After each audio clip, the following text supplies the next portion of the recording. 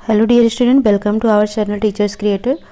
इस क्लास में देखेंगे हेरेडिटी एंड इन्वायरमेंट सीडीपी का। इससे पहले आपका 3 लेक्चर अपलोड हो चुका है, जिसमें आपके सिलेबस को और आपके टॉपिक्स जो डेवलपमेंट है, stage of development, type of development and principle of development है, उसको कंप्लीट किया गया है। तो आप प्रीवियस में जाकर इसको देख सकते हैं। आज की क्लास में हेरिडिटी और इन्वायरमेंट, साथ ही साथ देखेंगे दूसरा टॉपिक जो है स्कूल ऑफ साइकोलॉजी को। ठीक है, तो बहुत ही इंपॉर्टेंट टॉपिक रहने वाला है, क्योंकि यहाँ से आपका 1 नंबर क्वेश्चन तो 100% पूछा जाना है। तो स्टार्टिंग से इन तक इस वीडियो को जरूर देखिएगा। कोई डाउट आता है कॉमेंट सेक्शन में मैसेज करिएगा। ठीक है, जैसे ही ये खत्म हो जाएगा, ये आपकी कंटेंट बेस्ड शॉर्ट नोट्स का चला रही हूँ मैं वीडियो, ताकि आपको बहुत ही कम समय में ये शॉर्ट नोट्स मिल जाए और आप अच्छे नंबर गेन कर सकें। ठीक है, जैसे ये कंप्लीट हो जाएगा, फिर मैं MCQ क्वेश्चन आपको प्रोवाइड करूँगी और एक बार में एटलीस्ट 50 MCQ क्वेश्चंस होंगे, तो बहुत ही बेहतरीन तरीके से आपकी प्रैक्टिस हो जाएगी। परेशान होने की ज़रूरत नहीं है आपको। ठीक है, सो स्टार्ट करते हैं। सबसे पहला है हेरिडिटी एंड इन्वायरमेंट क्या होता है। पहले हम बात करते हैं हेरिडिटी। ये क्या है? एक आनुवांशिक तरीका है। ठीक है, आनुवांशिक लक्षण होते हैं जिसमें पीढ़ी दर पीढ़ी जो भी कैरेक्टर है वो क्या होते हैं, ट्रांसफ़र होते रहते हैं। ठीक है, तो ये कैसा है? एक स्थिर होता है, यानी कि स्टैटिक है। लेकिन इन्वायरमेंट, वातावरण क्या है? परिवर्तनशील होता है। आज बच्चा यहाँ पर है, कल कहीं और होगा। लेकिन हेरिडिटी जो उसको आनुवांशिक रूप से एक बार अपने पेरेंट्स से मिल गया, वही रहेगा, वो चेंज नहीं होना है। पर इन्वायरमेंट, आज बच्चा यहाँ पर है, कल कहीं और है, तो उसका जो इन्वायरमेंट है, वातावरण है, वो क्या है? डायनेमिक है, परिवर्तनशील है। तो ये पॉइंट याद रखना कि हेरिडिटी स्थिर रहता है, जबकि इन्वायरमेंट जो है वो डायनेमिक रहता है, परिवर्तनशील रहता है। मनुष्यों में कुल कितने जोड़ी क्रोमोसोम पाए जाते हैं? तो 23 जोड़ी पाए जाते हैं। 23 जोड़ी का मतलब होता है 46। ठीक है, तो 23 जोड़ी में जो 22 जोड़ी होता है, ठीक है, अगर हमने कहा 23 पेयर्स पाए जाते हैं, तो इसमें जो 22 पेयर है और ये एक सिंगल पेयर हो गया। ठीक है, तो ये जो 22 पेयर है, इसको ऑटोसोम्स बोला जाता है। ठीक है, और जो ये एक पेयर बचता है, जो 23वां जोड़ा बचता है, इसको बोला जाता है सेक्स क्रोमोसोम, यानी कि लैंगिक गुणसूत्र बोला जाता है। और इसी से ही डिटरमाइन किया जाता है कि ये बेबी बॉय है, बेबी गर्ल है। ठीक है, तो यहाँ पर ये पॉइंट्स हो गया। अब मेल में जो क्रोमोसोम होते हैं वो XY दिखाई देते हैं, और जो फीमेल में क्रोमोसोम होता है वो XX होता है। ठीक है, तो इस तरीके से फीमेल का और ये मेल का क्रोमोसोम हो गया। जब इनका फर्टिलाइजेशन होता है, मान लो कि मेल का X क्रोमोसोम और फीमेल का भी X क्रोमोसोम आकर मिल गया, तो यहाँ पर क्या होगा? ये बेबी गर्ल बनेगी। ठीक है, बट अगर फीमेल का X और मेल का Y यहाँ पर आकर मिल गया फर्टिलाइजेशंस में, तो यहाँ पर बेबी बॉय बनता है। ठीक है, तो अगर क्वेश्चंस पूछा जाता है कि जो ये लिंग निर्धारण है, ये किसके क्रोमोसोम से होता है, तो कौन इसके लिए उत्तरदायित्व होता है, कौन रिस्पॉन्सिबल होता है? तो फादर, यानी कि पिता जो है, इसके लिए रिस्पॉन्सिबल होता है, क्योंकि जो ये 23वां जोड़ा डिफरेंस है वो किस में है? पिता में ही डिफरेंस दिखाई देता है। ठीक है, नेक्स्ट आता है ट्विंस बच्चे की। अगर हम बात कर लेते हैं, तो 2 तरीके के बच्चे भी यहाँ पर होते हैं ट्विंस में। एक देखा होगा आपने कि आइडेंटिकल ट्विन होते हैं, एकदम एक जैसे ही हूबहू दिखते हैं, एक दूसरे की कॉपी दिखते हैं। ठीक है, दूसरा होता है कि फ्रेटर्नल ट्विंस होते हैं, कि उनमें कुछ विभिन्नताएं पाई जाती हैं।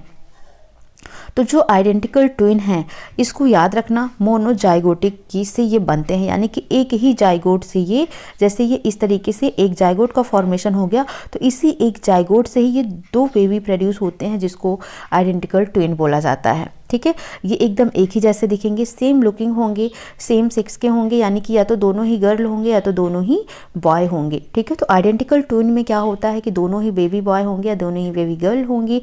मोनोजाइगोटिक से ये प्रोड्यूस होते हैं, यानी कि एक ही जाइगोट से ये बनते हैं, एक ही जैसे दिखते हैं। फ्रेटर्नल ट्विंस की बात करें, इनको हम बोलते हैं, ये 2 जाइगोट से आते हैं, यानी 2 जाइगोट से 2 युग्मनज से इनका निर्माण होता है, इसीलिए इनको डाइजाइगोटिक बोला जाता है। इनमें बहुत सारी विभिन्नताएं देखने को मिलती हैं। ठीक है, साथ ही साथ इनमें डिफरेंट सेक्स भी होता है, यानी कि एक अगर मेल है तो दूसरा हो सकता है फीमेल है, एक फीमेल है तो दूसरा मेल हो सकता है। ठीक है, तो ये डिफरेंसेस देखने को मिल सकते हैं किसमें? फ्रेटर्नल ट्विंस में। नेक्स्ट आता है यहाँ पर, अगर हम नेचर की बात करते हैं, तो नेचर जो हमारा प्रकृति है, ठीक है, वो डायरेक्टली हेरिडिटी से जुड़ा हुआ है, यानी कि आनुवांशिकता से जुड़ा हुआ है। वहीं पर अगर हम नर्चर की बात करते हैं, ठीक है, तो नर्चर जो है वो डायरेक्टली किससे जुड़ा हुआ है? इन्वायरमेंट से जुड़ा हुआ है। तो हम क्या बोलते हैं, जो विकास है वो क्या है? जॉइंट प्रोडक्ट है किसका? हेरिडिटी और इन्वायरमेंट का। तो इस तरीके से हम कह सकते हैं ये नेचर और नर्चर का भी क्या है? एक तरीके से जॉइंट प्रोडक्ट है, क्योंकि जो नेचर है वो हेरिडिटी से और जो नर्चर है वो किससे? इन्वायरमेंट से जुड़े हुए होते हैं। ठीक है, नेक्स्ट, तो ये बस आपको इतना ही याद रखना है joint product of heredity and environment में। नेक्स्ट आता है, यहाँ पर हम देखेंगे बेसिक किसने क्या थ्योरी दी है। तो ये सभी चीज़ें स्कूल ऑफ साइकोलॉजी यानी मनोविज्ञान की जो संप्रदाय हैं इसके बारे में देखेंगे। तो चाइल्ड डेवलपमेंट क्या है, फादर ऑफ साइकोलॉजी अगर आपसे पूछा जाए तो आप क्या बोलेंगे, विलियम उंट जो हैं उनको फादर ऑफ साइकोलॉजी मनोविज्ञान का जनक कहा जाता है। किसको, विलियम उंट को कहा जाता है। मनोविज्ञान क्या है, तो ये दो शब्द से मिलकर बना है, एक तो क्या है साइकी और दूसरा क्या है लॉगस। साइकी का मतलब होता है सोल यानी कि आत्मा, और लॉगस का मतलब होता है स्टडी यानी कि अध्ययन करना। तो जिसमें हम आत्मा का अध्ययन करते हैं वो क्या कहलाता है, मनोविज्ञान यानी कि साइकोलॉजी कहलाता है।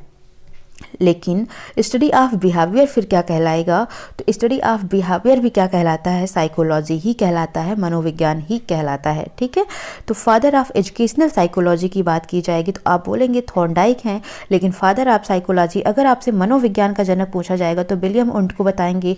वहीं पर अगर आपसे पूछा जाएगा शैक्षणिक मनोविज्ञान के जनक कौन है तो आप थॉर्नडाइक को टिक करेंगे। ठीक है, अकॉर्डिंग टू वुडवर्ग किसने कहा, ये बहुत ही इंपॉर्टेंट डेफिनेशन है, ये याद रखना है। वुडवर्ग ने कहा है पहले साइकोलॉजी को यानी जो मनोविज्ञान है ये क्या करती है, पहले आत्मा को खोती है, यानी first psychology lost its soul, पहले यह आत्मा को खोती है, देन लॉस्ट इट्स माइंड, फिर अपने मन को खोती है, लॉस्ट इट्स कॉन्शियसनेस, उसके बाद ये अपनी चेतना को खोती है, लेकिन स्टिल इट्स बिहेवियर, पर इसका बिहेवियर, इसका व्यवहार अभी भी बचा हुआ है। ये थ्योरी या फिर ये डिफिनीशन किसने दी है, तो वुडवर्ग ने दी है। अब यहाँ पर संप्रदाय की बात कर लेते हैं।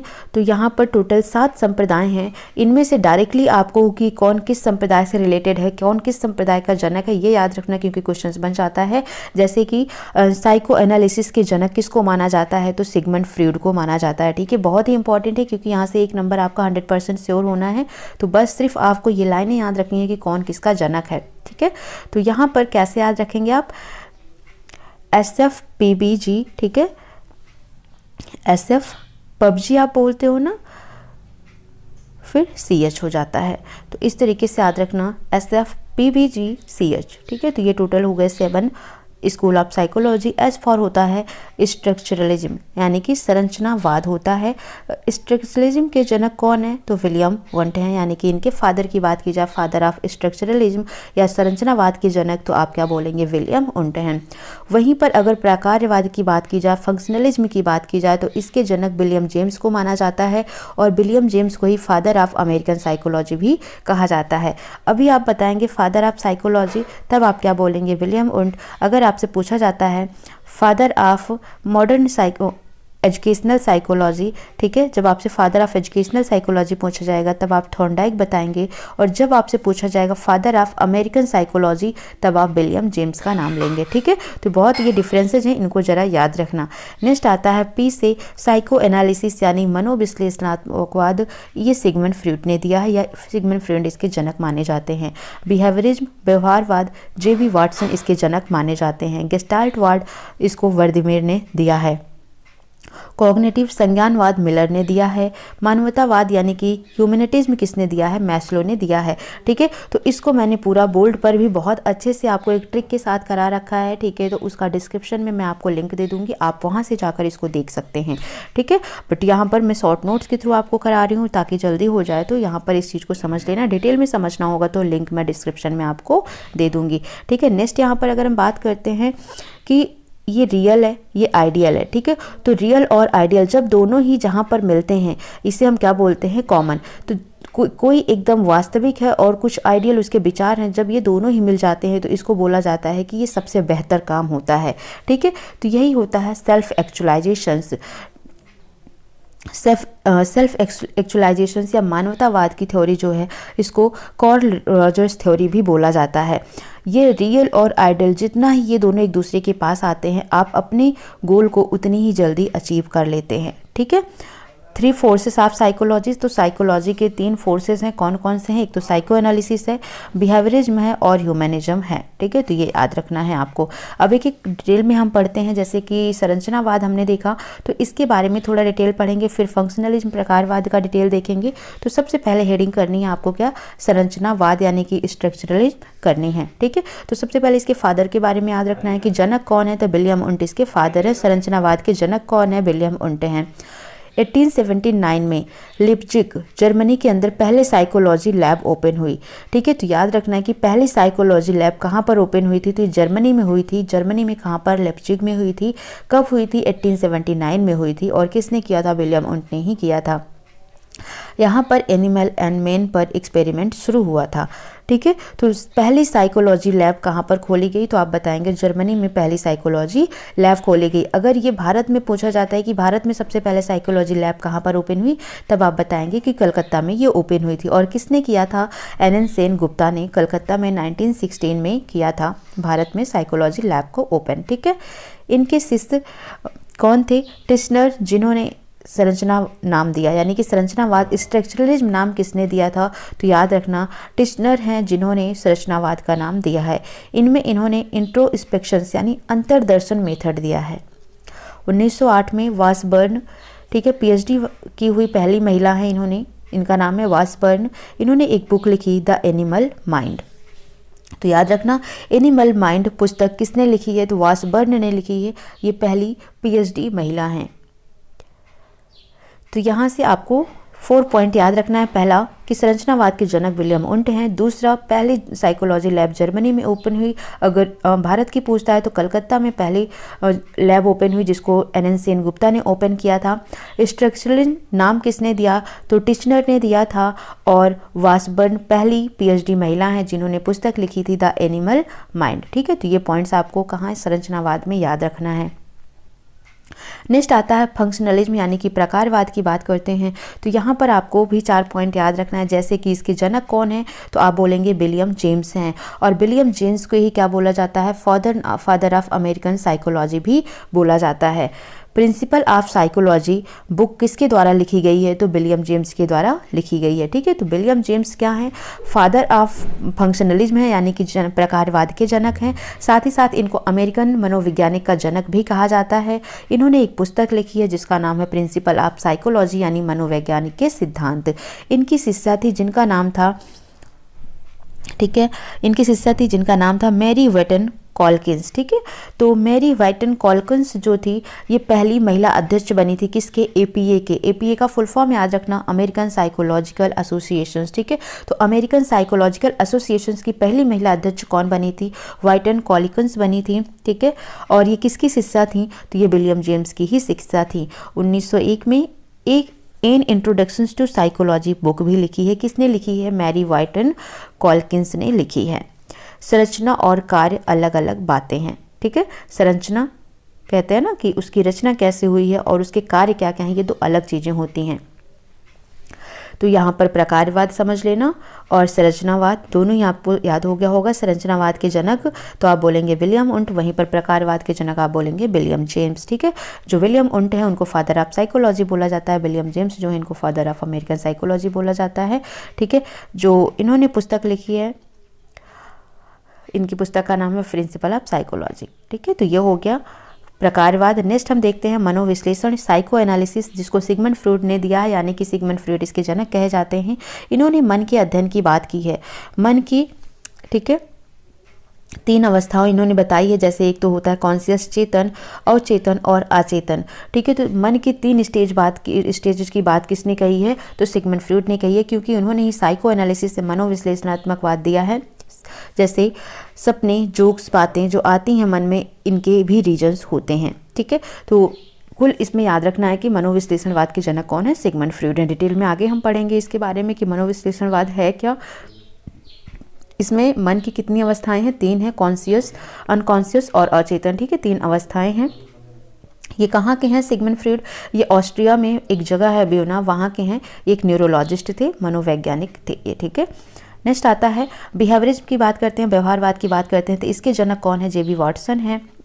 इन्होंने क्या किया, 1 दर्जन इन्फेंसी बच्चे लिया और उस पर इन्होंने क्या किया कि रिसर्च किया। ठीक है, इन्होंने बोला कि मुझे 1 दर्जन बच्चे दे दो और मैं उनको कुछ भी बना सकता हूँ। ऐसे इन्होंने क्यों कहा, क्योंकि इन्होंने लिटिल अल्बर्ट पर एक एक्सपेरिमेंट किया था। ठीक है, जो क्या होता था, एक सॉफ्ट टॉयज उसके सामने अगर दबाते थे, एक डरावना आवाज़ निकालते थे तो उससे क्या होता था, डर लगता था। तो इसलिए जो लिटिल अल्बर्ट था, जब भी कोई सॉफ्ट टॉय वो देखता था तो उससे वो उसको डर लगता था। ठीक है, तो उसी तरीके से इन्होंने बोला कि हमको 1 दर्जन बच्चे दो, मैं उनको अपने कंडीशंस पर ध्यान रखते हुए उनको कुछ भी बना सकता हूँ। तो जे.बी. वाटसन ने सबसे ज़्यादा किस पर ध्यान दिया है, कंडीशन पर इन्होंने ध्यान दिया है कि अगर हम किसी कंडीशन में किसी बच्चे को कुछ चीज़ सिखाते हैं तो वो बच्चा उस चीज़ से ही या तो उससे वो ज़्यादा नॉलेज करेगा या उससे उसको डर लगना शुरू हो जाता है। ठीक है, तो लिटिल अल्बर्ट ने एक्सपेरिमेंट किया था किससे, सॉफ्ट टॉयज़ को दबाने पर डरावना आवाज़ निकालते थे, जिससे वो लिटिल अल्बर्ट क्या होता था, हमेशा सॉफ्ट टॉयज़ से डरने लगा था। तो ये होता है कि उसके व्यवहार में परिवर्तन लाया गया। किसके थ्रू उसके व्यवहार में परिवर्तन लाया गया, कंडीशंस के थ्रू उसके व्यवहार में परिवर्तन लाया गया। नेक्स्ट आता है गेस्टाल्टवाद की बात करते हैं, जिसको गेस्टाल्टिज्म कहा जाता है। अगर इसके जनक पूछे जाते हैं, ये इंपॉर्टेंट है, ये भी 2 बार पूछा जा चुका है अभी तक। ठीक है, तो वर्दीमेर इसके जनक हैं और इसमें मेन मतलब 3 लोगों ने अपनी थ्योरी दी है। एक तो कोहलर है और कुफ्फा है और वर्दीमेर है। ठीक है, तीनों ने शामिल हैं इसमें। लेकिन अगर पूछा जाता है कि गेस्टाल्टवाद का जनक कौन है तो आपको आंसर्स करना है वर्दीमेर पर ही। ठीक है, इंसाइटफुल लर्निंग की थ्योरी किसने दी है, तो इंसाइटफुल लर्निंग थ्योरी यानी सूक्ष्म के सिद्धांत की थ्योरी दी है कोहलर ने। और इन्होंने किस पर एक्सपेरिमेंट किया था, एक चिंपैंजी पर एक्सपेरिमेंट किया था जिसका नाम क्या था, सुल्तान था। ठीक है, तो चिंपैंजी जिसका नाम सुल्तान था उस पर इंसाइटफुल लर्निंग किसने किया, तो किसने किया, कोहलर ने किया, ये याद रखना है। ठीक है, कटलेवन ने फील्ड थ्योरी दी है, या परसेप्शन और सेंसेशन पर ध्यान देती है। तो जो फील्ड थ्योरी है किस पर ध्यान देती है, परसेप्शन और सेंसेशन पर ध्यान देती है, जिसको कटलेवन ने दिया था। ठीक है, तो गेस्टाल्टवाद याद रखना है आपको। इंसाइटफुल लर्निंग किसने दी है, कोहलर ने दी है। जनक किसको कहा जाता है गेस्टाल्टवाद का, तो वर्दीमेर को कहा जाता है। और जो कोहलर हैं इन्होंने चिंपैंजी पर जिसका नाम सुल्तान था उस पर इन्होंने सूक्ष्म अध्ययन किया था। नेक्स्ट आता है आपका कॉग्निटिव यानी कि संज्ञानवाद, जिसके जनक माने जाते हैं मिलर, और इन्होंने मेंटल स्किल पर इम्पॉर्टेंस दिया है। वहीं पर अगर हम ह्यूमनिज्म की बात करते हैं, मानवतावाद की बात करते हैं, तो इसके आध्यात्मिक जनक हैं मोस्लो। ठीक है, स्पिरिचुअल फादर माने जाते हैं। अगर जनक पूछा जाए तो आप बोलेंगे कार्ल रॉजर्स, और अगर आपसे पूछा जाता है कि आध्यात्मिक जनक कौन है तब आप इसका आंसर क्या करेंगे, मोस्लो करेंगे। ठीक है, तो ये थी स्कूल ऑफ साइकोलॉजी, स्कूल के साइकोलॉजी मनोविज्ञान के संप्रदाय जिसको हमने देखा। और इसका मैं एक डिस्क्रिप्शन में लिंक भी दे दूंगी जिस पर आप अच्छे से देख सकते हैं वीडियो को। बहुत ही बेहतरीन तरीके से मैंने कॉन्सेप्ट के साथ और एक तरीके से उसको एक ट्रिक के साथ समझाया ताकि आपको याद भी हो जाए कि कौन किसके फादर हैं। तो ज़रूर देखिएगा। वीडियो कैसी लगी कमेंट सेक्शन में बताइएगा। सो मिलते हैं नेक्स्ट सेशन में। Bye bye, take care.